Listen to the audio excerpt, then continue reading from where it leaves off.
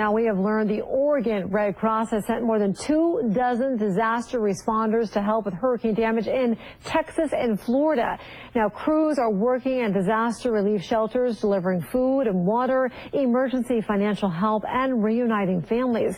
In the last 3 weeks, the Red Cross has helped provide more than 934,000 overnight stays in emergency shelters. And listen to this, more than 3 million meals and snacks. If you would like to help, you can still call 1-800-RED-CROSS or simply text the word Harvey or Irma to 90999 to make a $10 donation. The U.S. Air Force